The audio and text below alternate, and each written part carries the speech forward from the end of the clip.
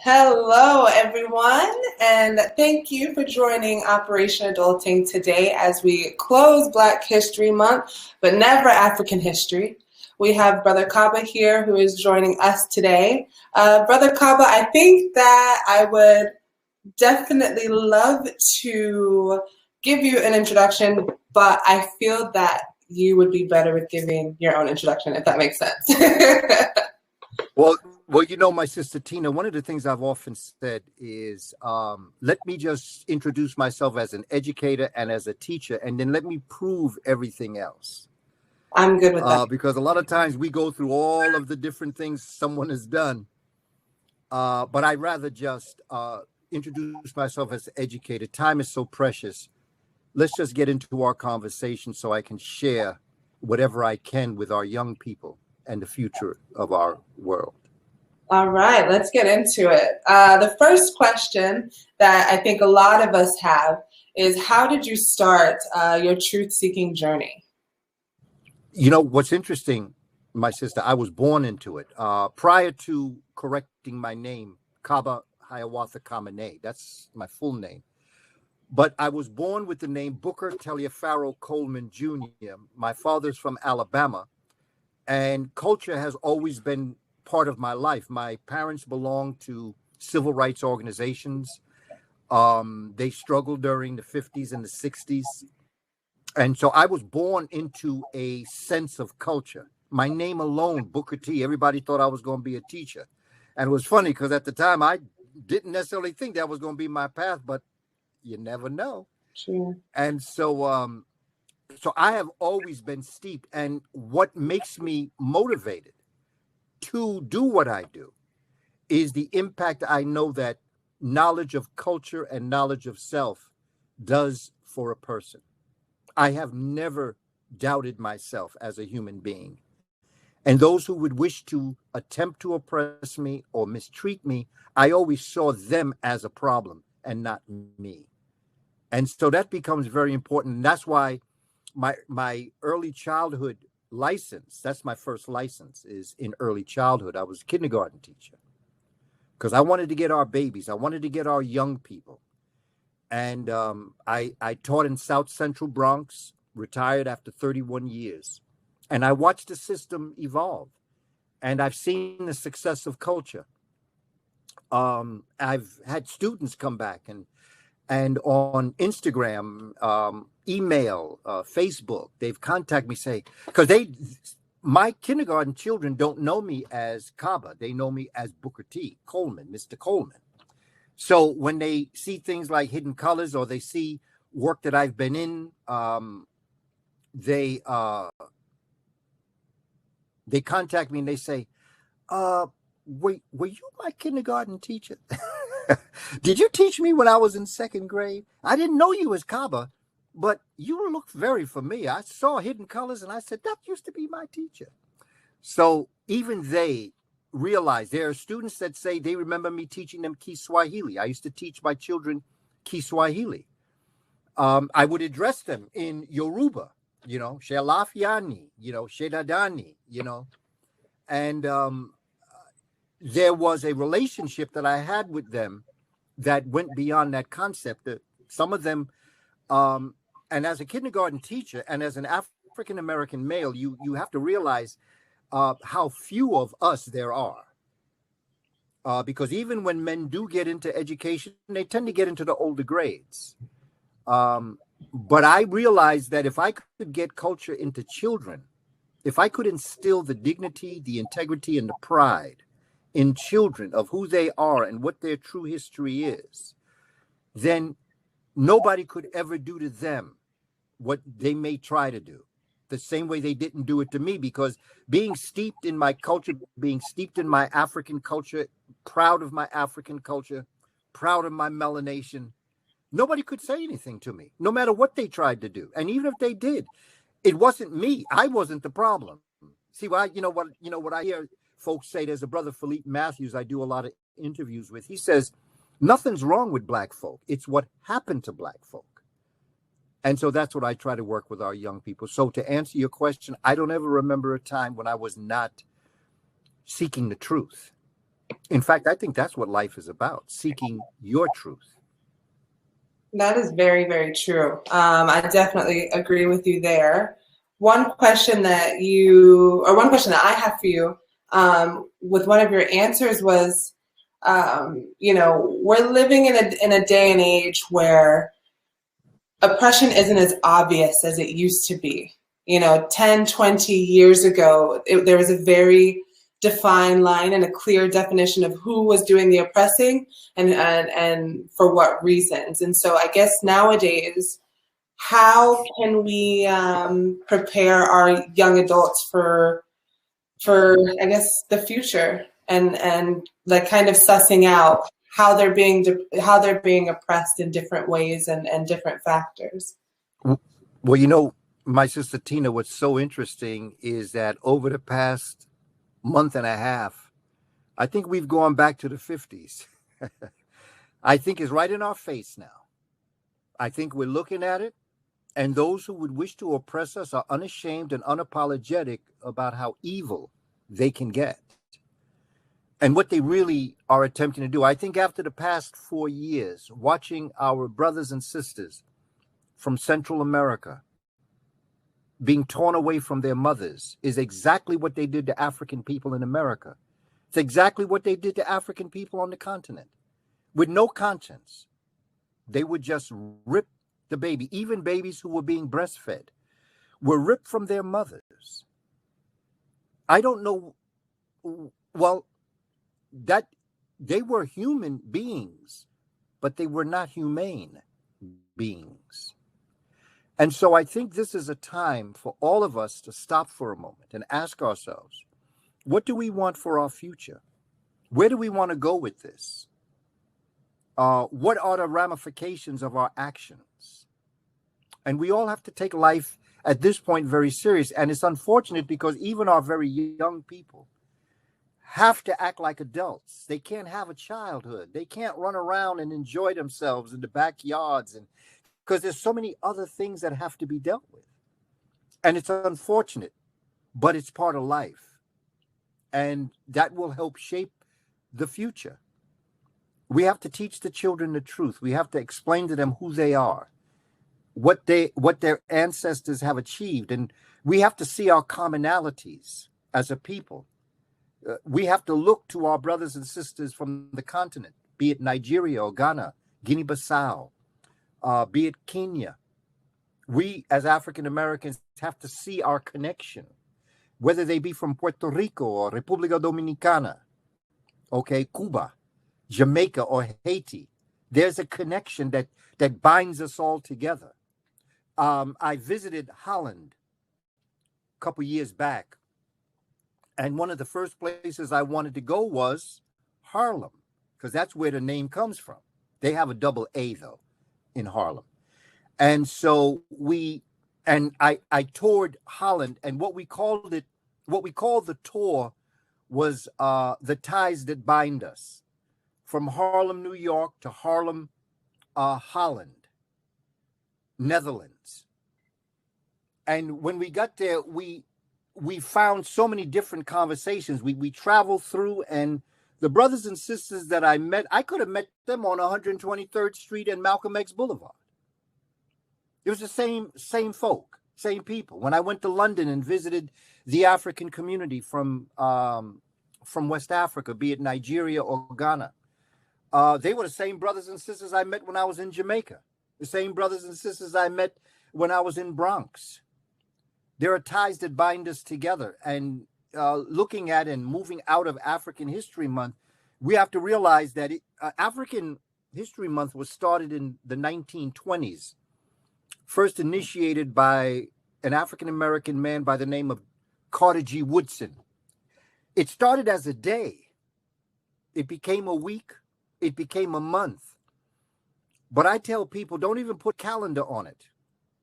African history is life.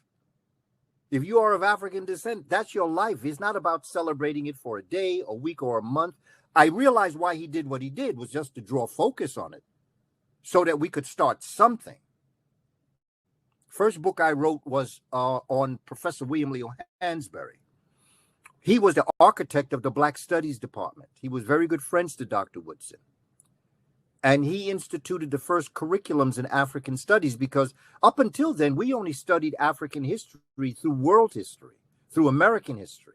We were only introduced to the African presence in America when it came to moments in history. Nothing celebratory. It was just something, Black people came here and they worked on the plantation. But then William Leo Hansberry said, no, we have to study us as a people separate from that. And with Carter G. Woodson, and with Arturo Schomburg, who was collecting Black materials, and J.A. Rogers and Drusilla Dungy Houston, dynamic sister from Oklahoma, who wrote a book, Wonderful Ethiopians, they began this process. And so here we are, 27th of February, 2021, celebrating our history. But also remember that Carter G. Woodson once said that he was one of the first Black graduates of Harvard University. And he once said that it took him 30 years to undo the damage that Harvard's education had done to him. Because sometimes when we get into institutions that are not supporting who we are as a people, you are then taught against yourself. You're not taught your true history. And then you end up, when you find out the truth, you have to undo all the damage that was done when you went to all these institutions. And so this becomes very important as we move through this process to understand exactly what it is that we have to do. And what we have to do is tell our babies, our children, the truth, and let them come to their own conclusion. I never taught children that enslaving an African was wrong. I just taught what enslavement was, and we discussed it. Children need critical reasoning skills. Instead of being preached to, talked to, telling them what's going on, you give them the situation, and then you start an analysis, a compare and contrast, where you begin to develop understandings of, well, what happened? And the children came up with exactly what I would have told them. But I guided a conversation to give them the freedom of thought to come to certain conclusions. When I talk about ancient African history, there is a place in Nigeria that is known as Eredu, Eredo. Nobody talks about that. Nobody talks about the fact that that city is 400 square miles. And it has inside, and it is walled in. That this city, 400 square miles, is walled in. And there inside, there are stores, there are schools, there are mosques, there are churches, there are temples. Everything that a modern city would have, Eredu has. This city was up and running 1000 AD. But if it was up and running 1000 AD, how long did it take Africans in Nigeria to build that city? But now let's step back one more. Who were the thinkers that first thought, let's build that city, and created the structure of the city itself? You're going back to the same time when the pyramids were being built in Egypt. Eredu was being planned in West Africa. See, we get caught up in East Africa, and I can understand Egypt, very exotic, beautiful, but nobody realizes all of Africa was great. Not just Egypt. Central Africa, Congo, the Kuba culture. When you go to West Africa, the Nok culture. You go and you look at Ouagadougou, which would become the ancient Ghanaian system. You go down to Monomotapa, you go down to South Africa. There are structures that can compete with the pyramids. You're talking about South Africa now. You're talking about thousands of years ago. They haven't taught us the truth about Africa and what Africans have done. But then I take that as my job. Yeah, and some of the things that I've kind of discerned on my own is that what they're doing with Egypt, I feel like they're doing similarly with New York City, for example, because the reason why Egypt was such a, I guess, standout city, for lack of a better word, is because the Silk Road led through there. And so deep in Africa, there would be an abundance of just like you would have alligator shoes, right? You don't have alligators in Europe. Okay, so the fruit and even the gold and silks and things like that. Egypt, if I'm not mistaken, was sort of like that intersection, similar to, New York is the intersection of the United States. And so I think that that's what they were trying to do while they were slightly Europeanizing Egypt. How would you discern that? I kind of wanted to back up on that and two other points. Well, I taught a college course. I taught at New Paltz, State University at New Paltz. And I taught a course on Egypt, ancient Egypt. And the name of the course was Ancient Kush and Ancient Kemet. Kemet is what Africans called Egypt. And what I came to realize, you can't understand Egypt, Kemet, if you don't understand Kush. Kush is the civilization that would travel from south to north and create Egypt. It didn't exist before. That area of the world was swamp. It was like what the Delta is now. The yearly flooding is what brought the silt and the soil along the river as it would empty out into the Mediterranean. And then the waters would recede. And every year, over thousands and thousands and thousands of years, the receding of the water would leave a little bit more land north. And then Kushites, Africans, traveled north and built up through irrigation projects, the hydraulic systems. They would build up, and they built Egypt by dumping up land onto a swamp. And you cannot understand Kemet if you don't understand Kush, because Kemites, the Egyptians, were the Kushites who traveled from south to north. But you can't understand the Kushites if you don't understand the Twa Mbuti. The Twa Mbuti are the people we derogatorily call the pygmy.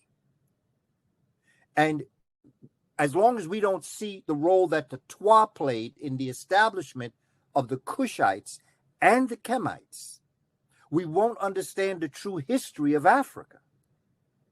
I'll give you another example here in America. When we study American history, and I've taught it, so I understand what the curriculum looks like. You teach the United States history, American history, starting probably about in the 4th, 5th grade, maybe going into the 6th and 7th grade. But you teach American history according to the 13 colonies. You're introduced to Europeans coming here, 1619 or 1492 if it's Cristobal Colon, because his name wasn't Christopher Columbus. His name was Cristobal Colon. And if anybody want to know why was his son's name Diego Colon, it was Italianized to be Cristoforo Colombo, which anglicized as Christopher Columbus. But his name, born, was Cristobal Colon. Okay. So you study this history, and then you start to travel the way Europeans traveled. So you have a westward ho kind of thing, like the Lewis and Clark expedition, the Louisiana Purchase, things like that. But if you wanted to understand indigenous history, you'd have to study the Mississippi River, because the Mississippi River was to the civilizations of America what the Nile River was to the African civilizations. But because we look at things from a European perspective, we never really study Native American history. So the other thing happens is that we don't realize that the first people that came to America, the first Americans, were Africans, the Twa Mbuti people, who we derogatorily call the pygmy, short-statured, about 3'8" to about 5 foot. They are the original Americans. The second migration was another. Sorry to interrupt, but I just, because I had the lucky experience of having like a sort of different education style because of the work that my father did.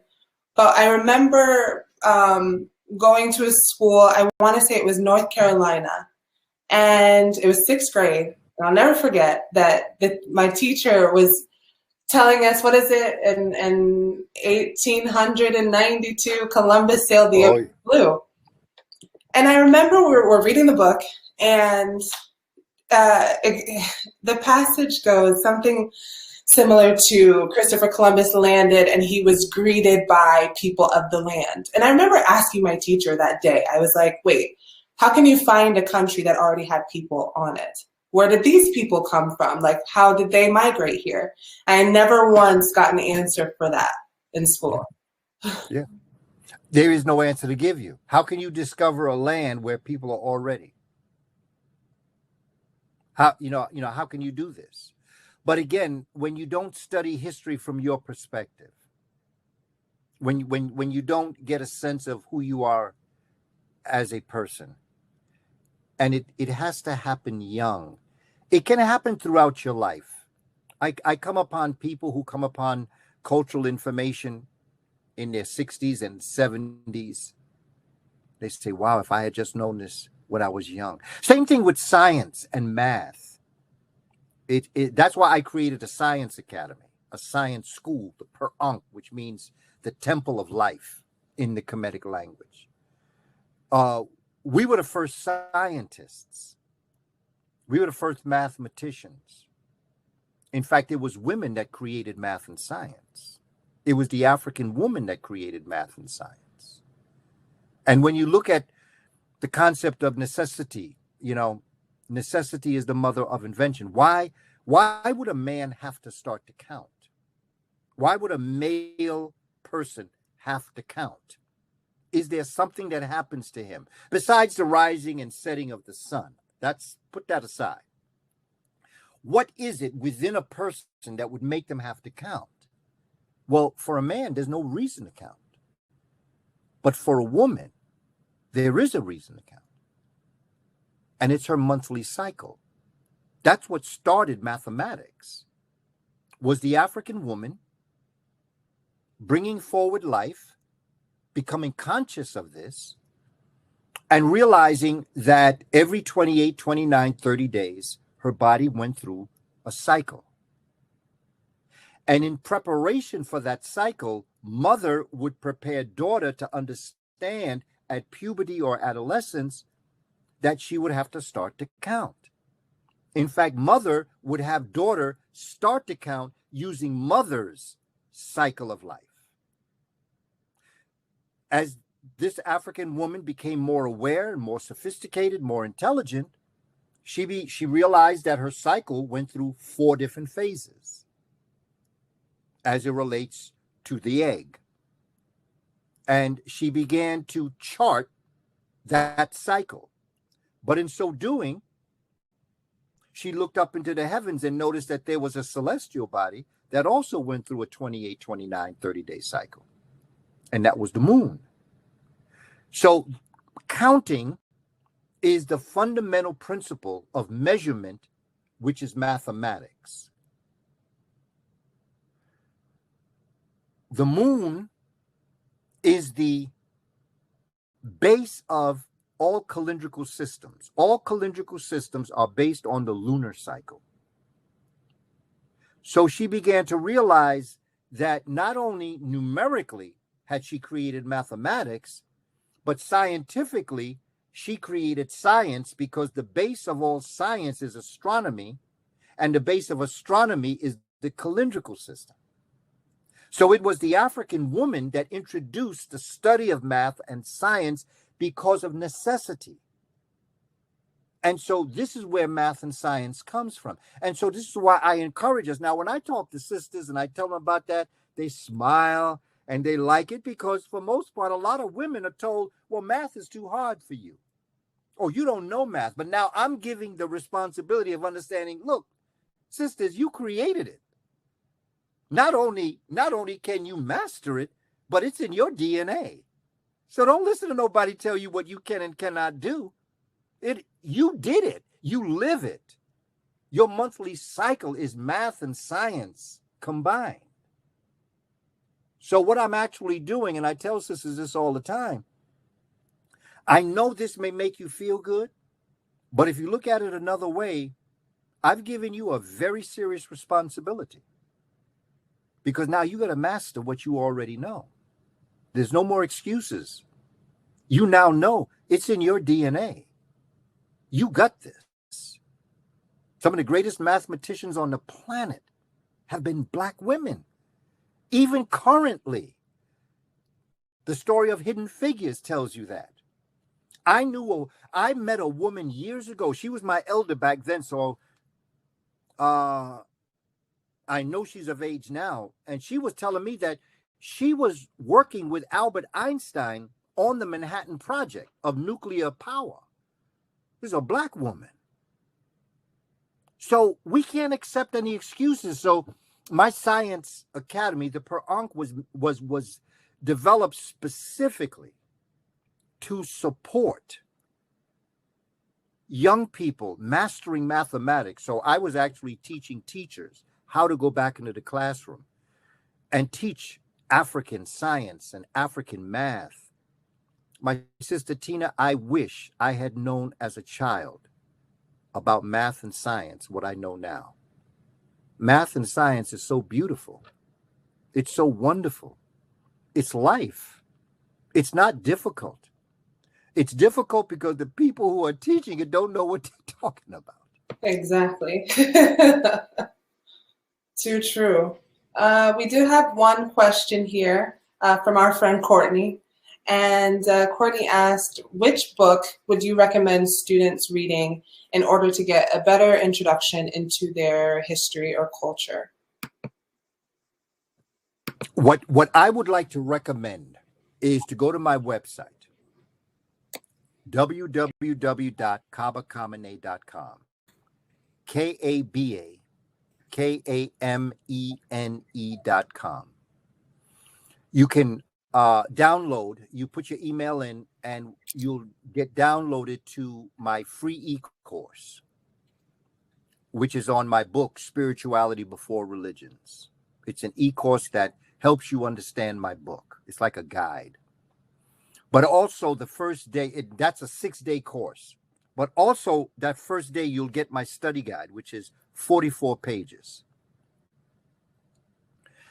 The way the study guide came into existence was through Hidden Colors. When Hidden Colors premiered in New York in 2011, a lot of young people came to the premiere.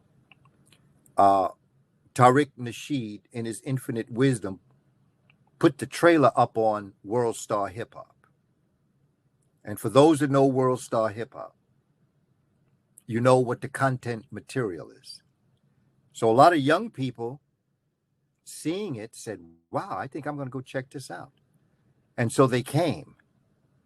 But when they came out the movie house, and they came up to me, they said, yo, I thought this was going to be about Nicki Minaj and Drake and Lil Wayne.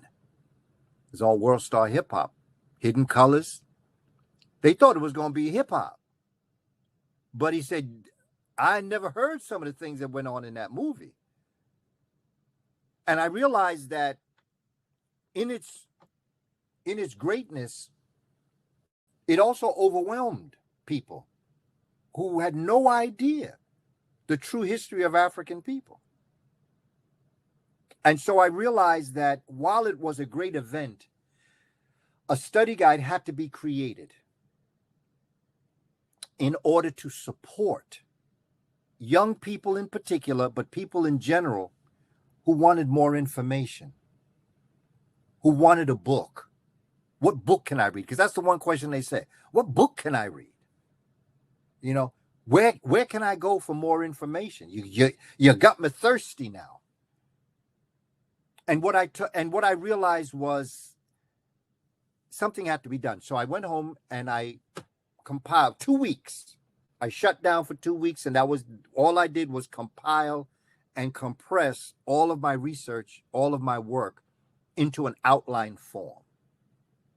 All of the different areas to study: the origin of life in Africa, Africans in Europe, Africans in Asia, Africans throughout the world. There's a whole piece on Africans in the Philippines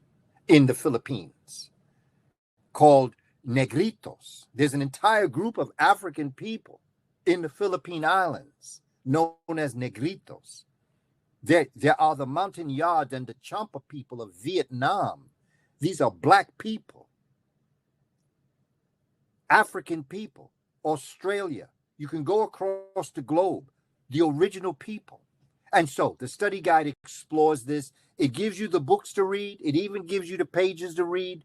It takes you through the entire process. So if I could give you anything, and it's free, it's at my website, kabakamene.com. You can download it for free, and it'll give you all the books you want.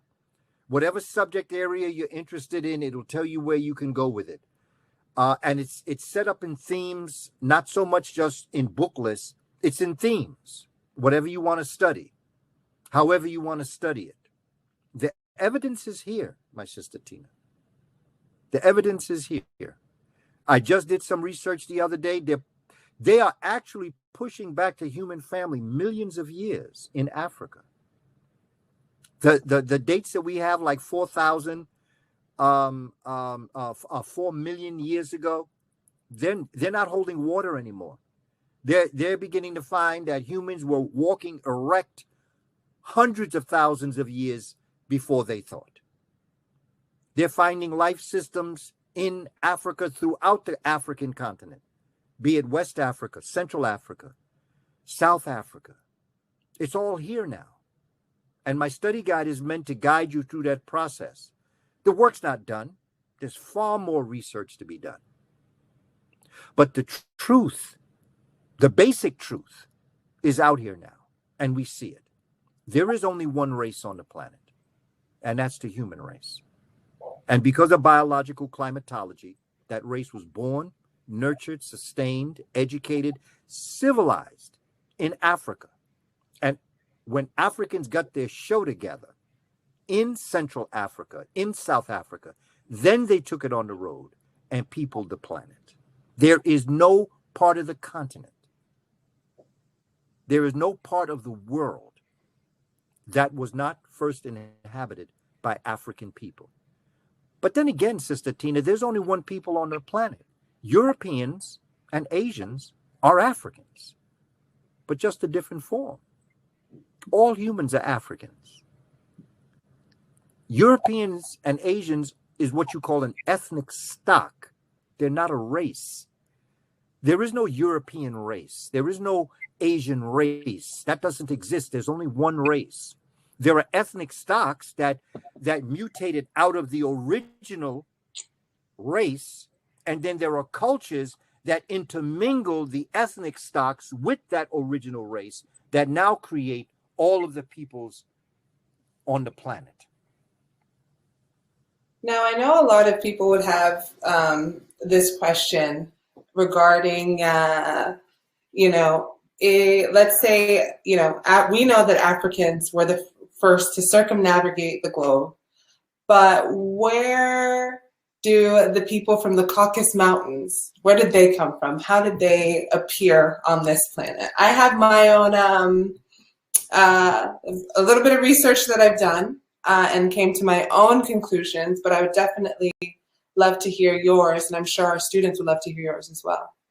Well, I did a webinar on a movie I was in called Race War. I did a 4-part webinar on my research, and webinar number 2 is very important to your question. It's titled "The Origin and Development of the Caucasoid."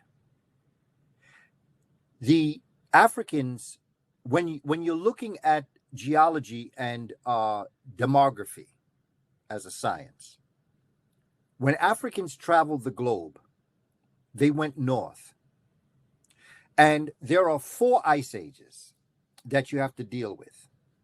Some people say there's more. I just deal with the 4 that I have scientifically verified by Dr. Louis Agassiz, Agazziz.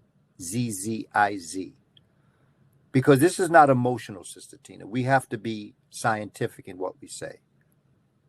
And you have to back up what you say. And so if I say something like this, I want to give you the author, the theory, and places you could go for more information. I just don't want to be saying things and leave it out there and you say, well, how can I do more study on this? But I studied the history of the ice ages. There were 4. And they basically are from the 51st parallel north, which is like the Arctic cap on the Earth. And I used the research of Dr. Sheikh Anta Diop, a Senegalese scholar, who calls this area the zone of confluence.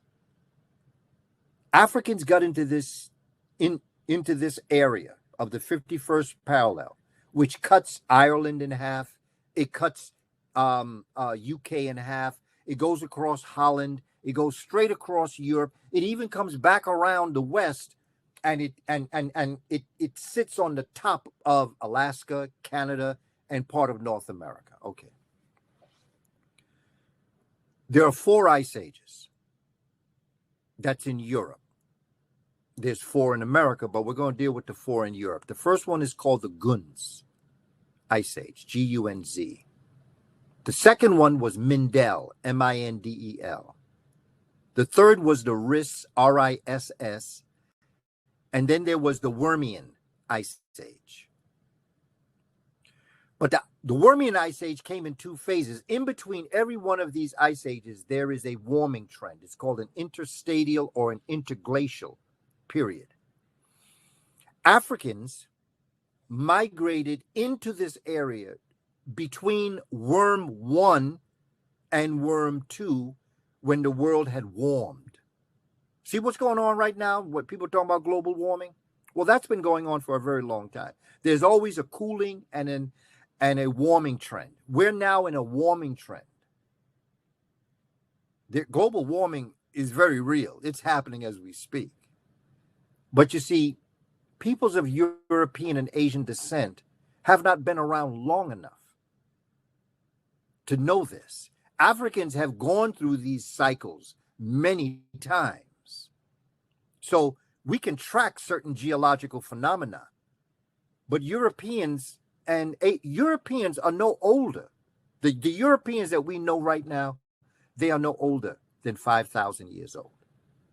The Asians are no older than maybe 3,000. Well, when I say 5,000, I mean 5,000 BC. So that would be like 7,000. Right. And Asians form themselves out of the coming together of the original African and the European ethnic stock. And that's who Asians are. Asians come out after the European. And again, Sheikh Anta Diop's work will take you through that process. But Africans got caught in the Ice Age. And they got caught in the Caucasus Mountains. And in so doing, in the lack of sunlight, melanin could not be produced. And so therefore, in order to survive in the cold climate with a lack of sunlight, melanated people began to depigment themselves to be able to produce the type of vitamin D needed in order to have strong bones, strong body. Vitamin D3 is very important. And to survive, yeah. And so over thousands of years. Now, people say, well, what's the evidence? Well, the evidence right now is, if you look at my complexion and even yours, Sister Tina, you're not the same complexion that you are in August. No. And also hair texture changes. In the cool weather, very curly hair, you want to call it nappy, kinky, whatever people want to call it, very curly hair begins to relax. In the summertime, it begins to kink. People of European descent have kinky hair. but they don't call it kinky hair. They call it frizzy. They got frizz-ease. Yeah. Okay, they call it something different, but actually that's kinky hair. Kinky hair is hair that reacts to the heat, the light and heat and sound energy of the sun.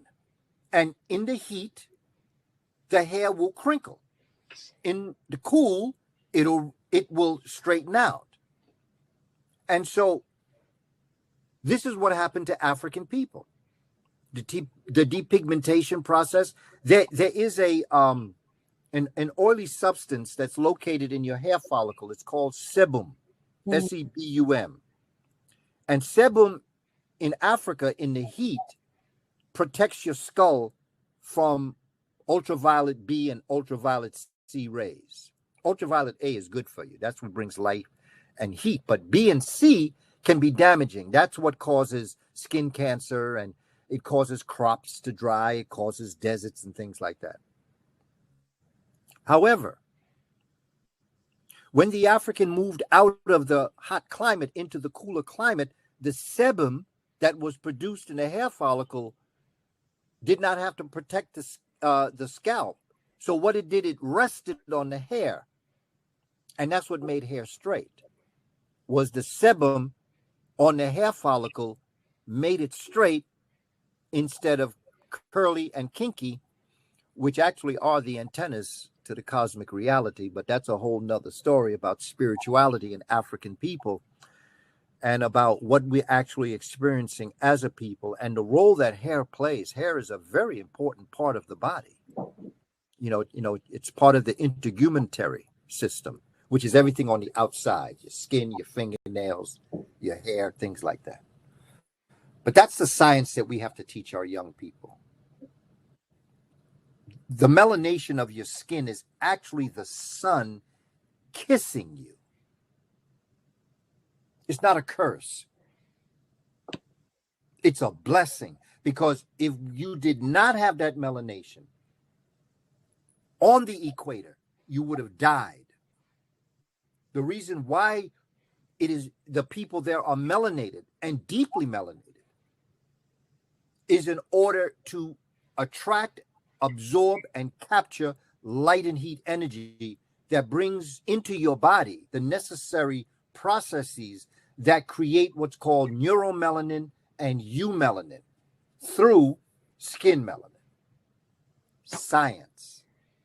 We have to study science, because science can argue.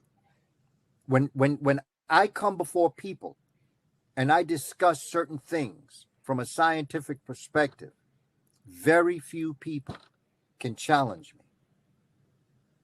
They may not like what I say, but when you stay on scientific principles and not emotion, yeah, black is beautiful. I understand that. That was my generation. Black is beautiful.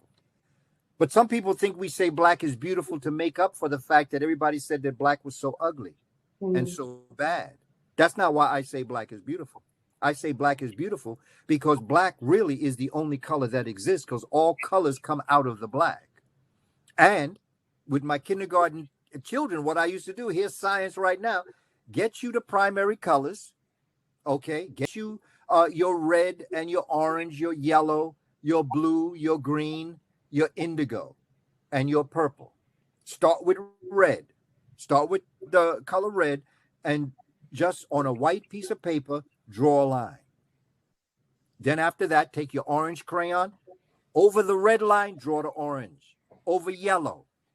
Okay, then comes green, then comes blue, then comes indigo, then comes purple. At the end result, when you've put all those colors over each other, what's that color that you've just produced? It's black, because everything goes back to its original form, which is the black. That's science. That's not personal. And I'm not saying that black is superior, because I've always believed that it's the content of your character that makes you who you are. So I would never teach a child or teach a person that because you're African, you're superior. That I wouldn't do that to another human being, because that's not necessarily true. Because I know African people that have not turned out to be that great a group of people. I hear you. And that has nothing to do with being African. That just happens to be with you, a human being, that you ain't developed yourself right. You act inappropriate. It's the content of your character. However, there is an excellence and a primacy. I am not talking supremacy. I'm talking primacy. I am saying we all come from Africa, and Africa has given us our cultural understanding of our place in the world and in the cosmos. And that's what I write about in the other book I wrote, Spirituality Before Religions. I'm going back into Africa before religions, and I'm going into the formation of spirituality. What created spirituality? What made us see ourselves? We are the creator having a human experience. And so that becomes important to understand also. Absolutely. I wanted to touch back on a point that you made earlier about how we need to focus on the younger generation and letting these kids have like the proper foundation in order to be the most successful and to actually find their natural calling. But one question that I could ask is, you know, it's very, very important to know your history. You can't just, it's very difficult to sort of to build a foundation without knowing one's history. And so what are things that you would share that you feel are like maybe the top, I hate limiting it this way, but like the top 10 or top 5 things that are very, very, very important for future generations and after them to know? There are 2 cosmic laws. There are 2 laws on the earth. There's 2 laws that humans live by. And the first law is to know that you are in the image of the creator. You are the creator having a human experience. The second law is to treat the creator's creations as you would treat yourself. From those 2 concepts alone, what I used to always tell my daughters, and I would tell children this in my class also, but I brought my daughters and my son up. My wife and I had two daughters and a son. In their relationships as they would grow with boys, with significant others, I would always tell them, you have to build your relationship with the people you meet, not with how you feel about them, but how you feel about yourself. And if you respect yourself, you're not going to allow someone to do something to you. If you respect yourself. And we have got to begin to conduct ourselves. You don't have to demand respect from someone else. If you respect yourself, the expectation is already there. And anything less than respect, you're not talking to me. Just find someone else you can talk to like that. I'm not the one. But you must respect yourself. And you must demand of yourself only the very best. And when you're dealing in life, it's not about competing with other people. It's not about wanting what other people have or do. Because you have a divine gift. You were born for a reason. A divine reason. And the creator, and I'm not speaking religiously now. I'm speaking about the world as we know it. You were born for a particular reason to fulfill a particular goal in your life. And only you can do it the way you do it. So even if 2 people do the same thing, they don't do it the same way. And both of their ways are important to getting the job done. We are put in a cancel culture kind of situation. That's the popular word, cancel culture. But the bottom line is everything is canceled. When you turn on a television show and there are people competing to sing a song and somebody's going to win, If you're watching a show where there's a competition with a dance, that's cancel culture, because somebody got to go home at the end of the show. So you're always canceling somebody out. This civilization is built on a dangerous premise as opposed to cooperation. You see, because when the tide rises, all the boats rise with the tide. And so if we see each other in a sense that if I help Brother Courtney or Sister Tina, I'm helping myself. If I can see that if you're doing better, I'm doing better. So it's in my interest to do whatever I can to support you, because when you rise, I rise. Instead of hoping that something happened to you so I can take your place. Or something on that order. The way in which we're viewing the world is very different and very destructive. And that's because the people who are the dominant culture are a very destructive thinking people. We have to think in terms of cooperation. And if I were to compete, every day I'm in competition. But I'm not in competition with other brothers and sisters. I'm in competition with who I was yesterday. When I woke up today, I expect to be a better person today than I was yesterday. And everything I do today is in looking forward to me being a better person tomorrow than I was today. The competition isn't with other people. The competition is with the essence of my own content of character. To every day become better at what I'm doing, perfecting my craft, studying. If I can help another person, if I can develop a relationship with people where we can all rise, what a wonderful world. And let me tell you, in Africa, it existed. That type of world existed. There are ancient reports of people that are traveling through West Africa saying that you never have to worry about crime. You are safe when you're walking through towns. There was such, and it wasn't so much that they had a powerful police force. It's that the people policed themselves. That there was a code of conduct, of decency, of respect. You can see it still today amongst people. There is still a concept where you go to somebody's house, they'll feed you. Are you hungry? Is there anything I can do for you? There are places in the Caribbean, in the South, even in the North. There are places in Africa where we have carried that legacy with us, that you're safe with us. And that's the one thing I tried to do in my classroom, is to create a safe space for the children. Because when a human feels safe, they can accomplish anything.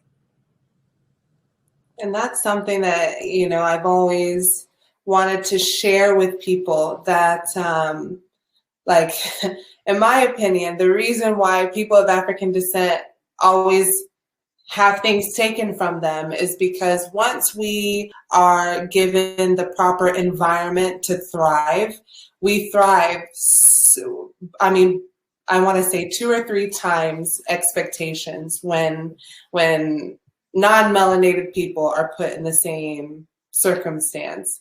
And so, like, a point or a question that I have is for you is, why is it like nowadays, or your theory on why there's just this divide between our own people?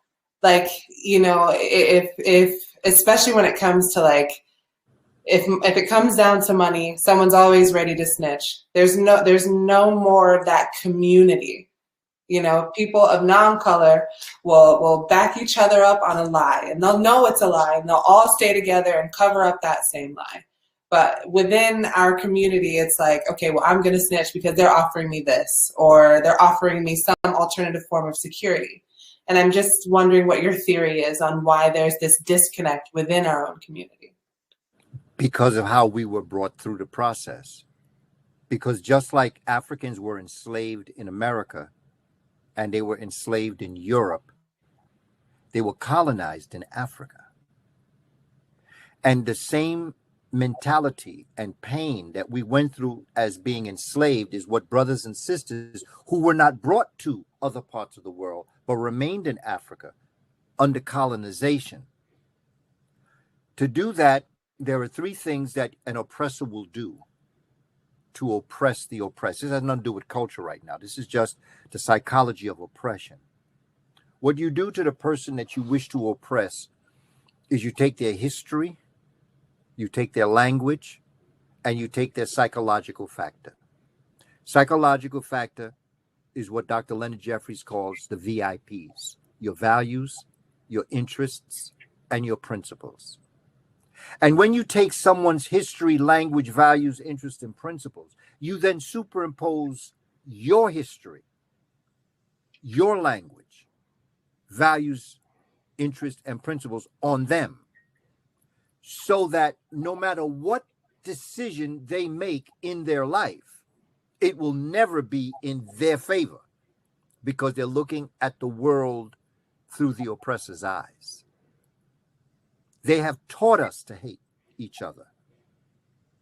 When my wife is from Jamaica, first went to Jamaica to meet her family when we first got married.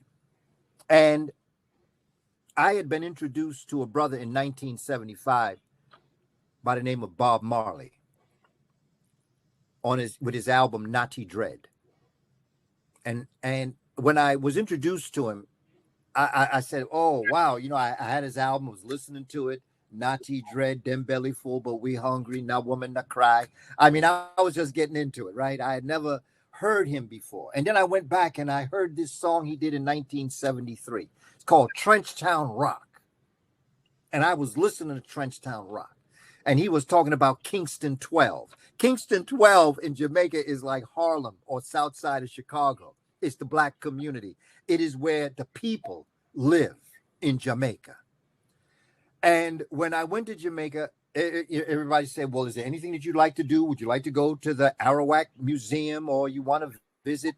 Because Bob Marley had already joined the ancestors by then. Do you want to go to the Bob Marley Memorial or Marcus Garvey? I said, yeah, I want to do all that, but there's one thing I need to do. I want to go to Trenchtown. And they say, no, we don't want to go to Trenchtown. That's where the bad people are. They said, no, you don't want to go to Trenchtown. That's where the gangsters are. I said, I want to go to Trenchtown. So what happened was they found somebody that lived in Trenchtown. And she said, okay, I'll take you to Trenchtown. She was so happy that somebody wanted to go where she lived. And I said, okay. And so what we did is that we got into the car and we drove and drove and drove. And she said, I'll be right back. Hold on.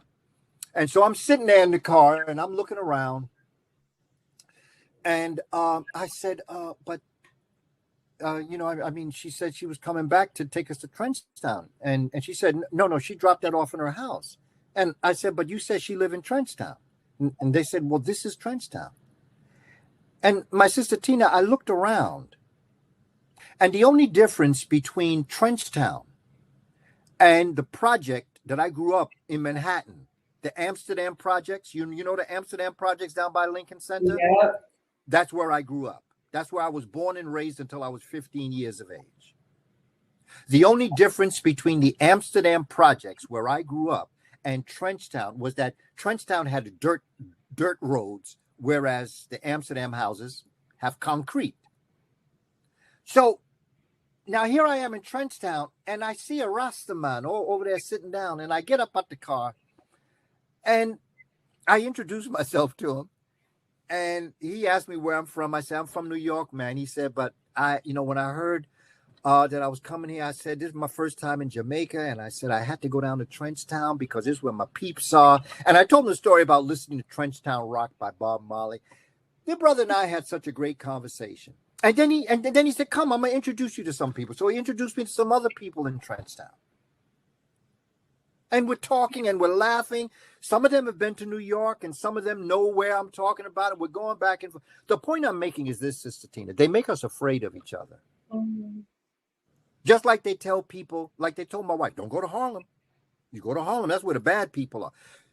When people from Africa come to the United States, they are told don't associate with African Americans. Those are bad people. So what they do is they keep us afraid of each other. Because if we ever were to get together like we're getting together here now, Sister Tina, talking to each other, we would understand we got a lot of things in common. And we need to get ourselves together. We need to respect each other. We need to love ourselves and love each other. And be you from Nigeria, be you from Ghana, be you from Puerto Rico, be you from Cuba or Jamaica or Haiti or Holland, you are my brother and sister. And together we got to make this happen. But they keep us separated. They keep us fighting each other. They keep us disrespecting each other. And I always use that example of going to Trenchtown as an example, because had I been the type person to listen to them, I said, well, I don't want to go where it's dangerous. But when I heard Trenchtown Rock, and I'm telling folk, Google it, listen to it, go on YouTube, listen to the song. Kingston 12 is just like saying Harlem or Southside Chicago or Detroit. It's like saying South Central Los Angeles. It means the Black community. And that's the first thing I wanted to do when I went to Jamaica. I wanted to go to the Black community. All of Jamaica is great. But Kingston, 12, Trenchtown, that's where my peeps are. And when I'm with my people, wherever I find our people, I always give the extension of respect and integrity to us, no matter what language we speak. An African is an African is an African, be it in the Philippines, be it in Vietnam, be it in Europe, in UK. If you are an African, and I'm with you, wherever Africans are, Africa is, and wherever Africa is, I am home, and I'm with my people. This is how we have to start thinking towards each other. Don't let them make us afraid. And we as African Americans must extend ourselves to our brothers and sisters that are coming to this country, to extend to them an understanding that what you heard about us back there is not true. We have to start to respect each other. But first, before you can respect other people, you must respect yourself. If you think you can love another African person, you must first love yourself. Self-love is the first step of all things that come. That you know you are worthy of only the best, and you will accept only the best. But then it is our responsibility, it is our accountability to be the best. It has to be that way. It starts in here, and everything else flows out. You know, one question or another question I have for you is like, even if we say, or when we say like we love ourselves, we're very solid in ourselves spiritually, emotionally, and mentally. When you get out there, sometimes, I mean, I've experienced it myself, because I'll say hello to just about anybody just to make sure that like you're having a good day or having a better day than I am even. And there are times where people just it's just like kindness, or they see some spirit in you and it just flips. And in those situations, because for me, again, like you said earlier, that's something that's their problem. Like they're going through something, maybe the way that I said it, the color that I'm wearing, something triggered them to make them flip that way, right? But there are certain people that just don't want to see us come together and strengthen our community. What can we do, or how can we help and reach out to those people? When you say that, you mean other people of African descent? You got it. Oh, yeah. Well, you know, you just got to set the example. You know, my father is from Alabama, Tuskegee, Alabama. And when I was a boy, I would be with my father. My father would go out in the street. And he would talk to another man. And they'd be talking and laughing and having a good time. And then about 15 minutes into the conversation, my father say, please, what's your name? And you see, as a child, I would say to my father, Dad, do you know him? After the conversation, we'd be walking away, but I would say, Dad, did you know? He said, no, I never met him in my life. Now, the way my father was talking to that man was like they was the best buddies from back in the day, like they were in the war together or something. That's the way that we interact with each other. There is a grounding in African people. When I visit down south, the hospitality, the way in which they extend themselves to you. When I was in Egypt, I remember we were with the original people of Egypt in the southern part of Egypt, and he invited me to his home. They weren't expecting me, but he really enjoyed my company. He had a boat that we used to go up and down the Nile River on. And he invited me home, and they had, of all things, they had chicken and rice. We eat chicken and rice in Egypt too. Arroz con pollo. Same thing. All around the world, chicken and rice, black folk. And so I realized that they weren't expecting me. I said, no, that's all right. And he pulled me to the side. He said, no, you have to eat. And I said, what do you mean? He said, it would be an insult to us if you didn't eat. Even if we have to divide the food up more because we weren't expecting you. He said, that's the way in which we thank Allah, because they were Muslim. This is how we thank Allah for your company and for life. Can you imagine that? Now, in New York City, people be hiding food if they hear you're coming. That is too tricky. Waving it so that the smell of the food don't make you think. Now, I'm not saying everybody, but you get my point, Sister Tina. The African tradition is that it is an honor to share, even if it means we'll get less. It is our way of thanking the Creator for being who we are. When I live on the top floor in the building where I am. So I'm normally, when I get on the elevator, normally I'm the only one on, unless someone from my same floor is going down. And people come on the elevator, and I said, hello, how are you? Okay. Another time, same person now. I say, hey, how are you? Hey, hello.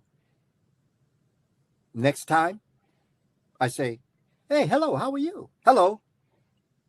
The next time they get on the elevator, they tell me hello.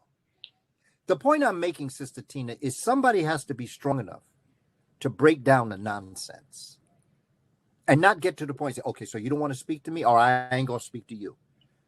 Okay? Somebody has to break the ice.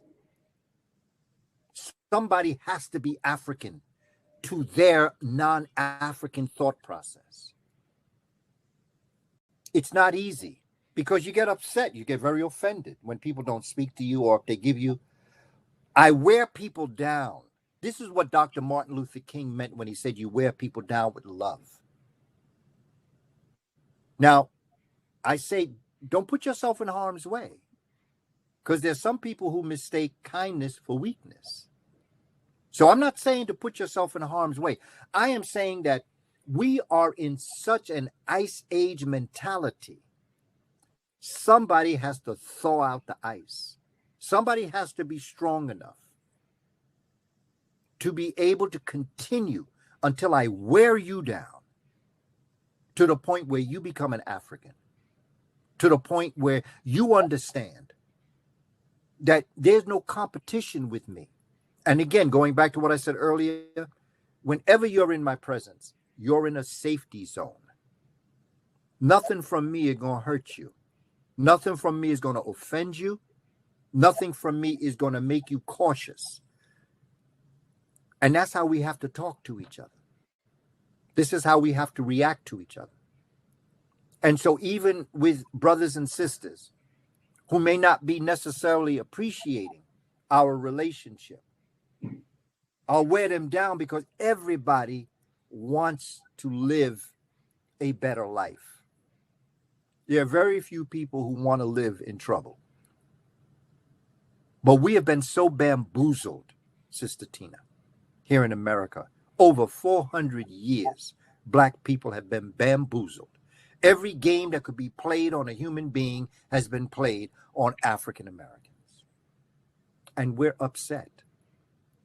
And we're very emotional now because time is up now. White supremacy is over. And they better understand it. This is why they're going through the trials and tribulations. When I said it, I mean people who would wish to oppress. I'm talking about white supremacists who are fragile, who are insecure, who live with an inferiority complex. Because that's really why they do what they do. They don't do what they do because they feel supreme. People who are supreme don't have to do that because just your nature, you supreme. You don't have to tell people you supreme.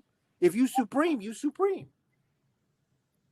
But when you deny that person the right to read, it means you're afraid of what's going to happen if they learn how to read.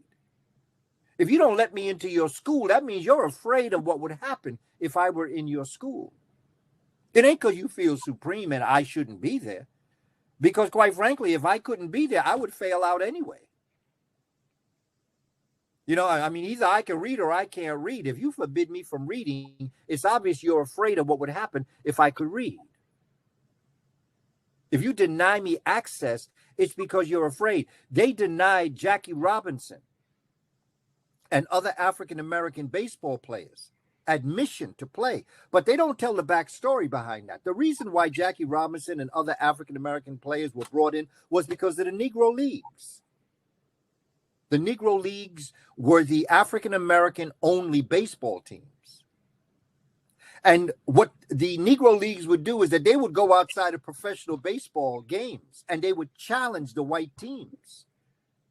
They say, we challenge you. Come play us. If you're that good, come play us. And after a while, things started saying, you know, fans started saying, well, why don't you play them? You know, are you afraid of them? And that's when they started to admit African Americans into baseball, because they realized that if the Negro Leagues kept going as Negroes or as Black only, they would be the dominant baseball team. But when they brought Jackie Robinson in, what they also don't tell you is that they had to make baseball fields bigger, because Black people could just whop that ball out the smaller field. Same thing in basketball. They didn't want to let black folk into basketball. When they did let Black folk into basketball, what happened? They had to raise the hoop because they had the Wilt Chamberlains and Kareem Abdul-Jabbar's coming in. They 7'2". They had to make the hoops higher. Now what they do is that now the 2-point shot ain't enough. Now they got to have a 3-point shot. Yep. Look at tennis with the Williams sisters. The Williams sisters have changed tennis not just for the women's game, but for the men's game too. And now look at Naomi, Sister Naomi, who is now dominating tennis. But I'm going to give you one more example. Simone Biles. Simone Biles. That sister who has grown up with great adversity in her life, but still she rose. Now that sister's performing things in gymnastics where they're actually telling her, no, you can't do that. Mm-hmm. Why not? Because we can't. And if you do it, you'll raise the bar and we'll never be able to get back there again. This is what we do, Sister Tina. We add our flavor and take stuff to a whole nother level. Look at Usain Bolt in track. We changed the game. Why? Because we're supreme? No, but because we're the first. And when you're the first, you're going to be the last, and you're going to be in between.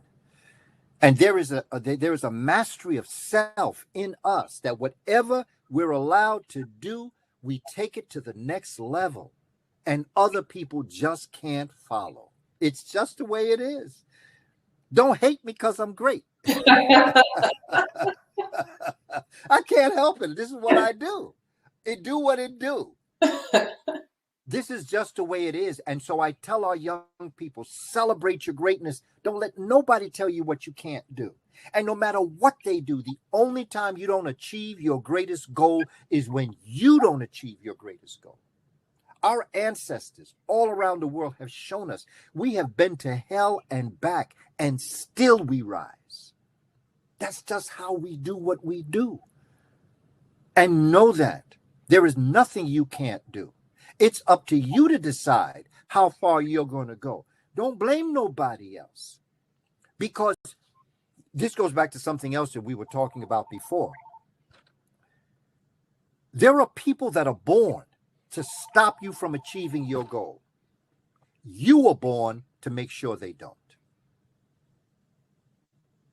You don't let nobody get in your way under any circumstances, be they friend, family, or foe. You go ahead, do your thing.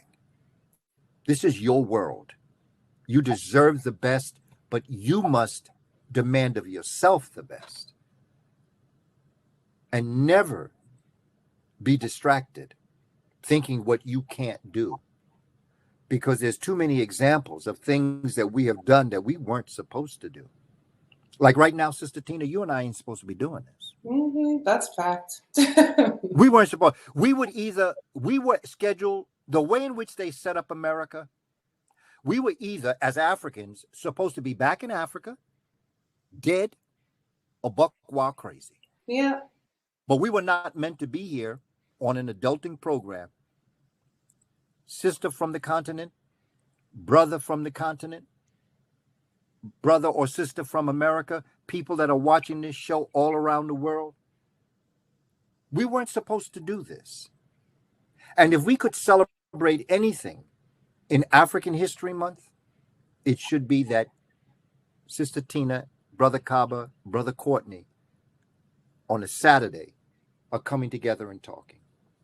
It wasn't supposed to happen, but we made it happen. So I say, keep on keeping on, because it ain't over till we win. I like that. I'm putting that up on my mirror. Keep on keeping on. It's not over until we win. That is it. That is it. That is an African proverb. That is a cosmic proverb. Keep on keeping on. Our ancestors had an image of Kepra, which was the process of becoming, constantly coming into existence of who you are every day, living your life to the fullest. And just to understand that you're here for a purpose. Don't let anybody stop you from getting there. Nobody. And your greatest enemy, you know the movie Judas and Messiah? Mm-hmm. Okay. All of us have, and even though that story tells of two different people, someone who betrays another person, that metaphor also exists in us. We all have a Judas in us, but we also have a Messiah. And the concept is Judas is your greatest enemy, because Judas is going to betray your divine purpose. Judas is going to be the thought in your head that's remind you, oh, you can't do that. Oh, no, why you want to do something like that? Judas is always trying to pull you back, always trying to stop you from reaching your goal. So the question is, who you going to let win? You going to let Judas, or you going to let the Messiah win? The Messiah is your divine purpose. It's why you were born. And our job as teachers is to facilitate the process of you becoming that divine being that you were born to be. I'm not speaking religiously now. I'm speaking spiritually.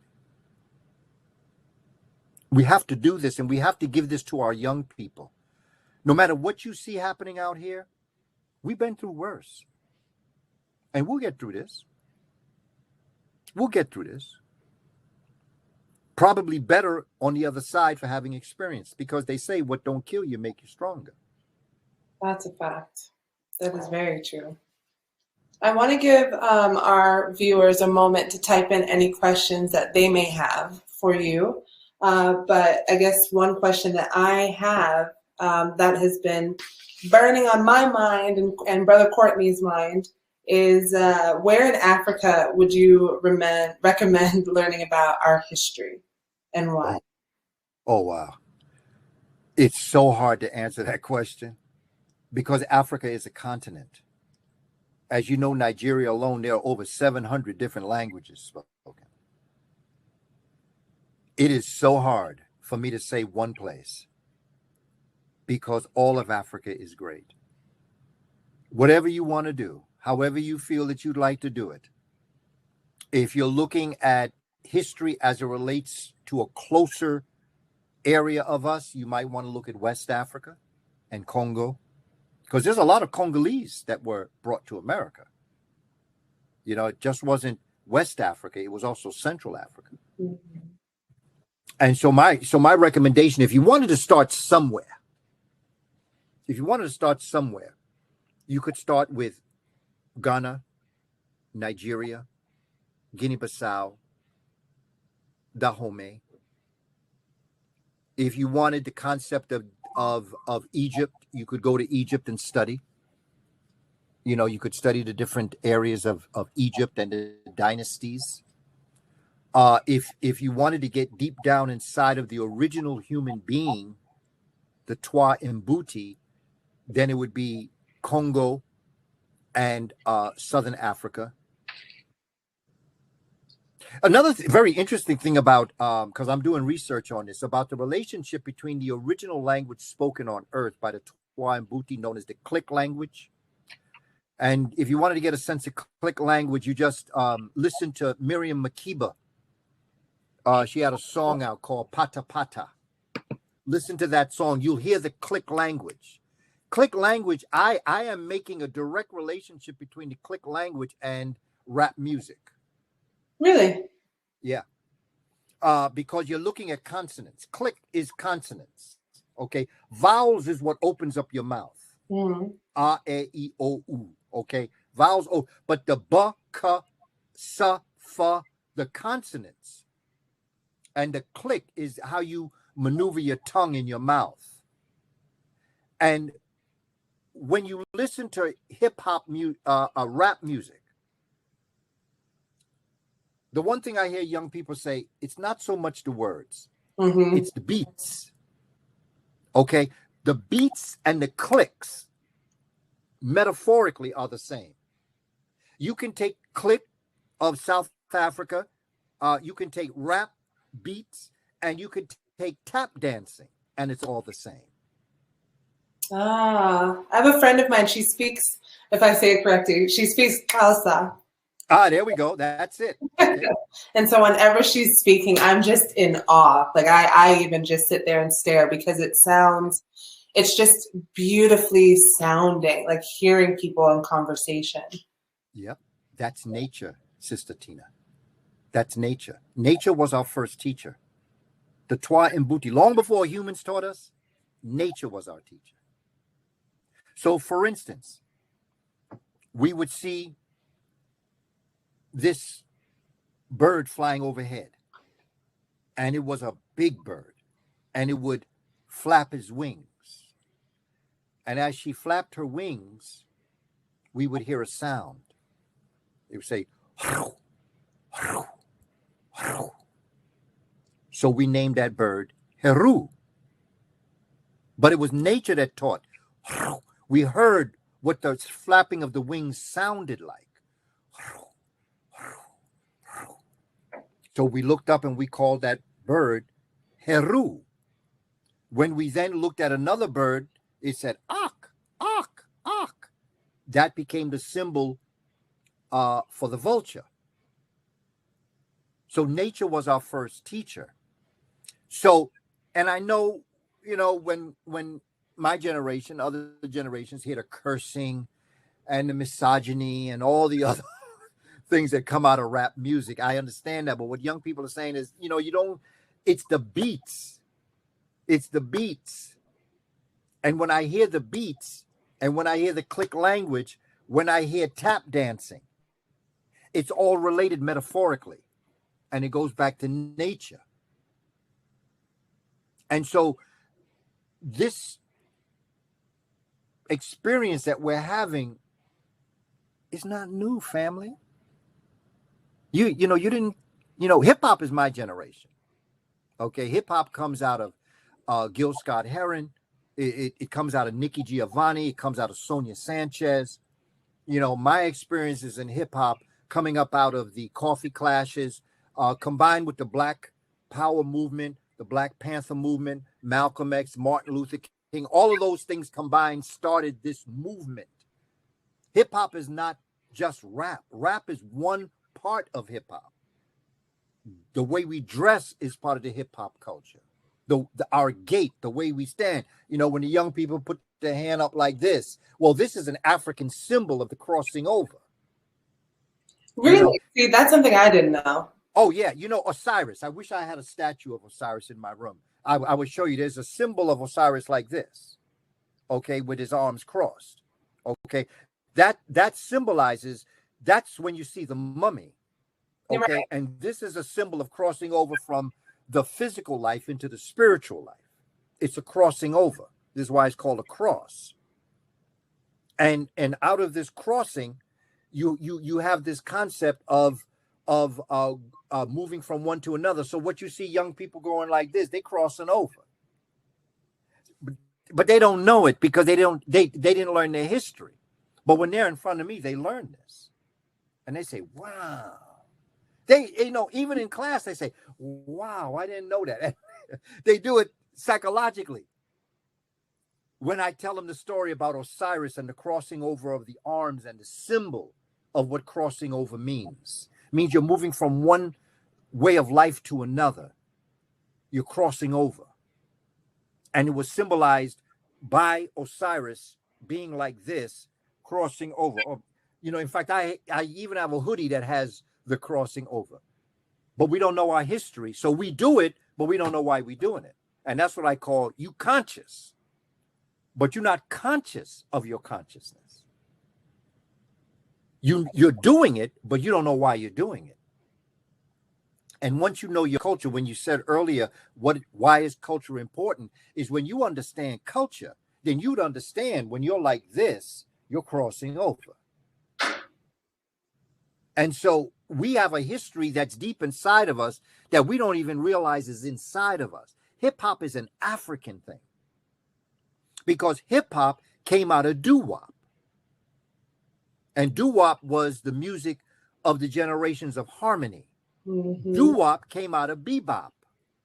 Bebop came out of rhythm and blues. Rhythm and blues came out of blues. Blues came out of spiritual, and spiritual rhythm and blues came from Africa. We brought hip hop with us. It just took us this long to make it happen. And young people got it, but they don't know what they got. But that's because my generation did not do what was necessary to teach them. And that's why I do what I do.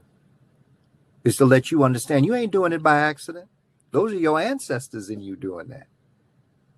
I'm just here to let you know those are your ancestors. You didn't invent this. Your ancestors brought this. That's a fact. That's a hard fact. 2 questions for you, because we've kidnapped you for a little bit, but 2 more questions we have. One is actually from Courtney, and that question is, we know you're a master teacher, but who are some of your master teachers? Oh, John Henry Clark is the one teacher that I give much credit to. Professor John Henry Clark. Lived right up there in Harlem, 137th Street, right off of Adam Clayton Powell. Do you mind telling us more about this professor? Oh, yeah. Professor John Henry Clark. I met him when I was 12 and a half. Some of the older brothers and sisters in my community in the Amsterdam projects put us on their bikes, and we went up to Harlem. And he was speaking. And after the presentation, there was about 5 or 6 young brothers and sisters my my age. And when they introduced me to him, he said, "Oh, Booker T, you're going to be a great teacher one day." I wasn't planning on it, but okay. But through the years, he and I became closer. And I went to all of his class. That's why I went to Hunter College. That's how I studied Yoruba and Kiswahili, was because he was the chairperson for the Black and Puerto Rican department at Hunter College. And through the years, I worked with him, and I developed my writing, my curriculum, my orientation towards what I had to do. And I asked him, I said, "Dr. Clark, how do you think I can best contribute to our community?" And he said, "Well, there'll be people that have money. There'll be people that have schools. There will be people that will have a lot of things." He said, "But the one thing we don't have is a curriculum."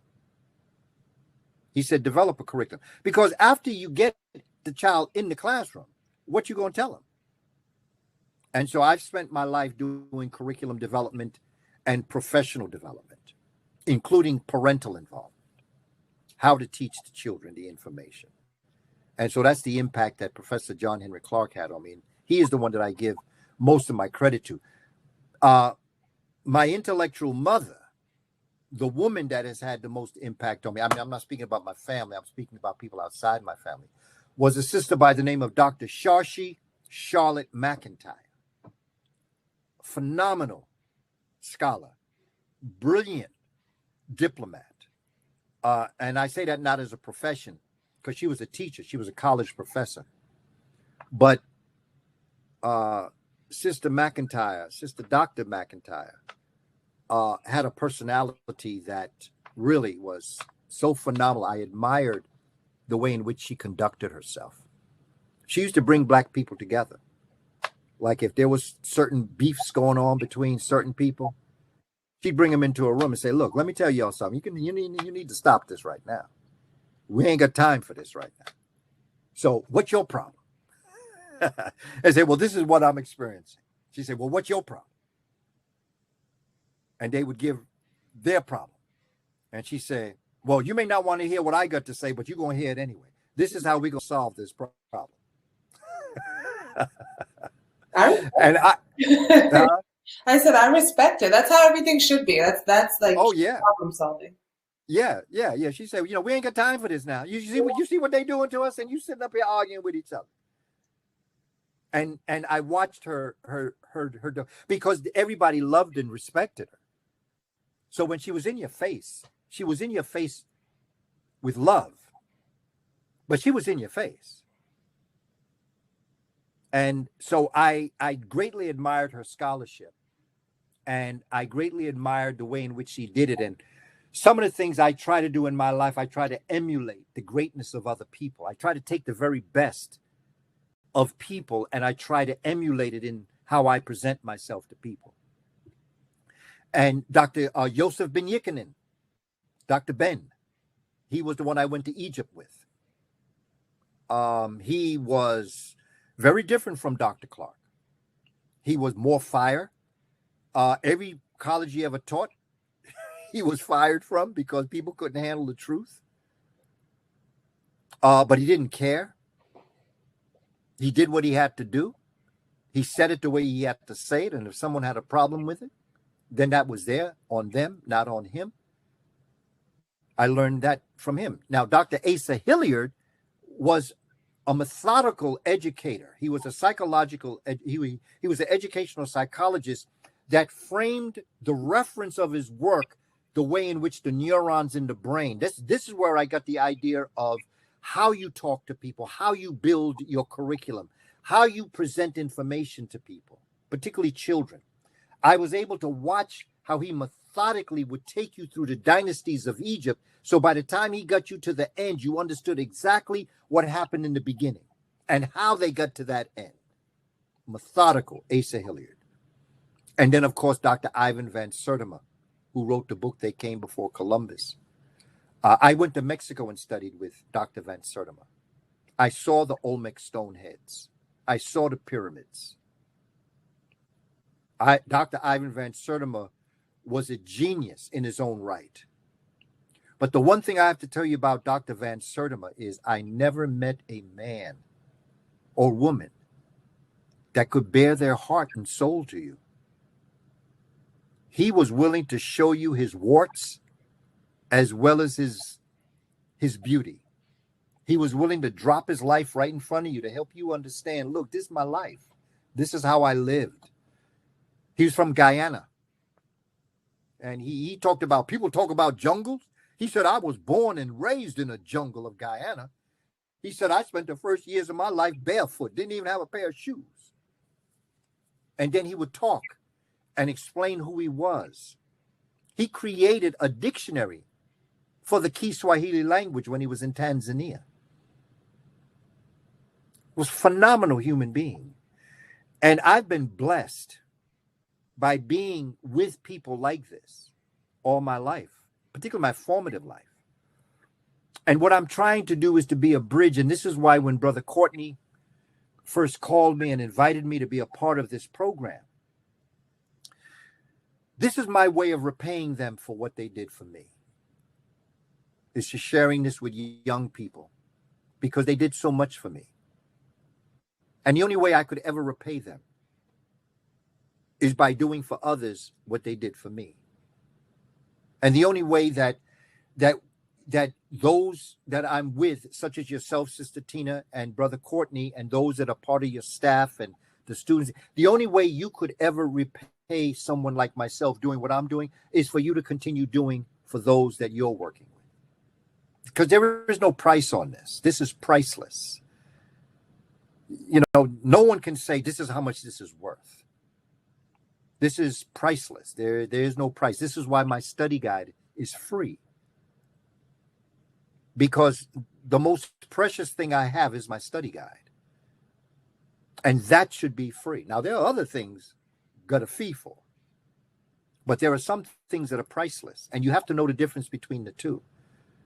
And when Brother Courtney and I were talking about when we possibly could come on, what particular day, the 27th or the 28th or whatever day it might have been, the one thing I told him, I said, well, there's one thing that I'm going to tell you. We're going to do it. It's just figuring out when. The deed is done. The question is the process to get the deed done. We have to do this for our people and for our children. And we can't lose hope. Because the hero, Heru, always appears when everything seems hopeless. When you're watching a movie and everybody's being attacked and you're outnumbered, and then all of a sudden, the soldiers come to protect you. They come at the last moment. They come when you think everything is over and done and cannot be improved. That's when the hero comes. And that hero is in each and every one of us. When you think that you cannot deal with it anymore, when things have happened, something inside of you comes up and says, let's get it on. Know that you have that in you and learn how to call it forward when you need to. Just keep on keeping on. Thank you so much for all of these wise words and incredible information you gave us. I'm hoping to bother you with one last question, and this might be not the easiest one to answer, but what do you feel if you had to choose one or the other in this situation? Is it more important to focus on spirituality with young people or focus on their history? If you focus on spirituality, you'll focus on their history. I knew you were going to say that. Okay. You're already doing it. Because spirituality is not something that you teach. Spirituality is something that you are. And that is why the book I wrote, Spirituality Before Religions, it's on Amazon, if you may be interested. It takes us back to a time before any organized religions existed. And it asks us a simple question. Why am I here? And you are here to know that you are the creator having a human experience and that the creator has a plan for you. And your job is to find it. But spirituality and history is one and the same. Spirituality with anything else is one and the same. Once you get your spirituality in place, everything else comes in. Once you understand who you are and what your achievements can be,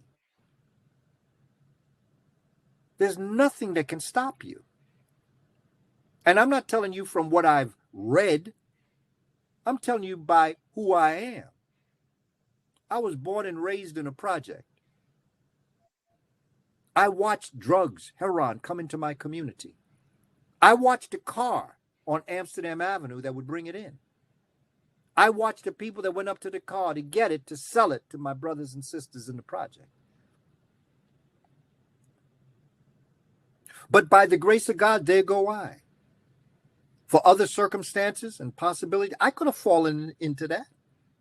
Very easily, I could have fallen into that.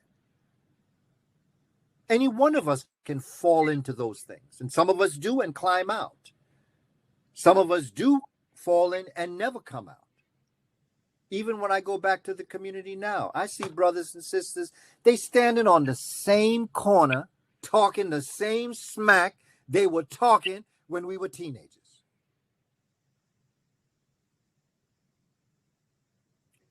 But where have I gone? I haven't gone because I'm any different than them. I am the same that they are. It was just chance possibilities that made me go beyond. I realize by all ways, when I see brothers and sisters that I knew that we used to hang out, we used to have fun, things may not be as good for them as they should be. I realize and I thank all forces that made it possible, that kept me on the right road, that didn't let me fall off. And Sister Tina, I'm a human being. And I know what could have happened to me as I look back in my life. But I was blessed, wonderful parents, phenomenal sister, older sister. I hung out with friends that we debated the Vietnam War. We debated Martin Luther King and Malcolm X, and we weren't sitting on the bench getting high. There was something in us, in our friendship, that strove. Their families, our families, the brothers and sisters that brought me up to meet Dr. Clark were the same brothers and sisters that brought me to my first Black Panther Party meeting. There were older brothers and sisters. My parents knew their parents. They put us on the handlebars and took us to Harlem to hear different lectures. I don't know if you're familiar, but there was a legacy brother in Harlem named Larock Bey. Larock Bey was an African drummer. He had a song, Shey Alafiani. Yes, okay, I know the song. Okay, Larock Bey. He's the one that introduced it to us. He used to have drumming classes and African dancing classes. Wow. And he would have like concerts to keep the community in place. This would be in Harlem. He'd have concerts where the drummers that he taught and the dancers that he taught would put on performances. And they would get all into things. And I joined, and I played the drums, and I did a little dancing. And that's where I learned Shey Alafiani. This is where I learned many of the words in the Yoruba language. Shedadani, Adupe, This was, African American being introduced to African culture. In the Black Panther Party meetings, I was introduced to Kiswahili. This is where I first learned Kiswahili, was with the Black Panther Party in Harlem. I was a young teenager. We have to continue doing that in our community. When Larock Bey would have a concert, he would charge a dime. Everybody coming in is a dime. And there were times people didn't have money. He'd say, "Well, how much you got?" He said, I got a nickel. He said, "You got anything other than a nickel?" He said, "Well, I got car fare." They said, "Well, give me the nickel." No. You know, there were people went in free. There were people came in and gave them a penny, 2 penny. Because the Larak Bay, it wasn't so much the money as much as it was the experience. And so Larak Bay is a cornerstone. You got a martial artist by the name of Moses Powell. And while I have great respect for Bruce Lee, check out Moses Powell. That's the brother. I have another good friend, Kalindi Iyi from Detroit. He was the first African-American ever on the cover of Karate magazine. Kalindi, Kilindii. Kalindi Iyi. Brother, last February, joined the ancestors through COVID. Phenomenal human being. We have phenomenal human beings. We even have human beings we don't even know their names. But they're still here doing great things in our community. So I salute them. And if I may, to you, Sister Tina, and to my brother Courtney, and to all those that are responsible, I'm so proud of what you're doing. And I thank you for giving me this opportunity to be able to speak to you and to the community. And I pray that our young people, you'll get it. Just understand, this will pass. These bad times will pass. The question is, like my mother used to always say, she'd say, Skip, you have a big mouth. You have a lot to say. But she said, for all the things that you want right now, the world isn't ready to give it to you for a lot of different reasons. But if you keep getting yourself together, if you continue to do what you have to do and never give up, the doors are going to open one day. And when those doors are open, if you're ready, you'll walk in.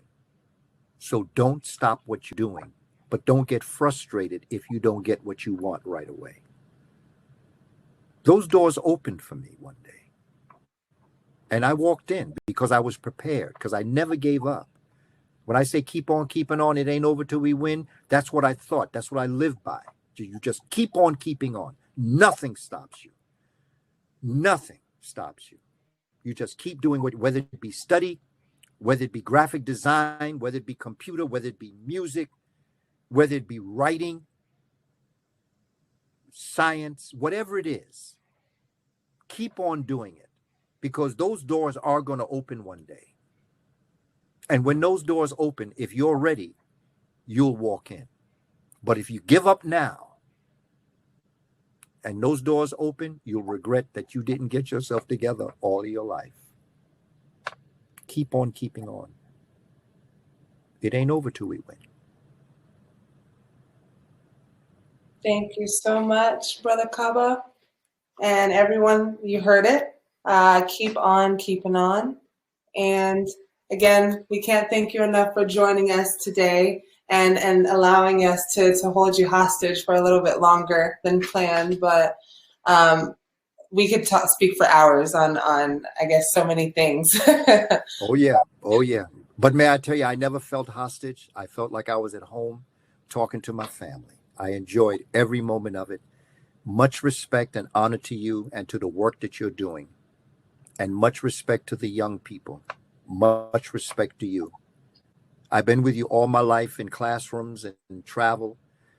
I have nothing but the deepest regard and respect for all that you represent. And I ask that you just make this world a better place for those yet to be born. They deserve the best because they are the best. And so are you. I'm proud of you.